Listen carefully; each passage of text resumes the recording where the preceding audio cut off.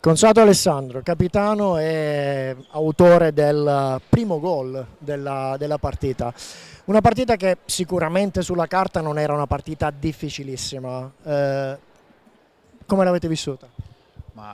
Noi non diamo per scontato nulla, tutte le partite hanno lo stesso livello di difficoltà perché tutte le squadre si allenano bene, non è stata infatti una partita facile, il risultato non parla di tanto a poco, il risultato, e anche se guardiamo comunque le occasioni create da una squadra all'altra, parla di una partita comunque dove entrambe hanno avuto le loro chance, quindi sulla carta noi non ci diamo mai per vinti e arriviamo sempre in campo per giocarcela.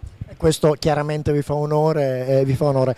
Un primo tempo sicuramente in contropiede non avete sbagliato nulla, forse ha sbagliato più il Montebello davanti porta. Un secondo tempo probabilmente un po' più di gestione, i gol sono stati di fatto, sono tutti nel primo tempo, il secondo tempo un po' di gestione, poi gli ultimi minuti 3 contro 4 l'avete saputa mantenere. Sì, diciamo che loro sono partiti comunque il primo tempo abbastanza chiusi, abbastanza in aiuto, quindi comunque entrare in quelle condizioni lì, in quelle occasioni lì non è mai facile ed è anche pericoloso, e quindi i contropiedi sono un'arma fondamentale che alleniamo e che bisogna sfruttare al massimo. Il secondo tempo sicuramente, forse anche perché loro si sono aperti un po' di più, abbiamo potuto gestire un po' di più la palla senza forzare, senza esagerare, per evitare di concederne a nostra volta di contropiedi.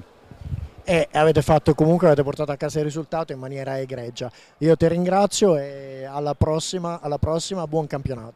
Grazie, buona continuazione anche a voi.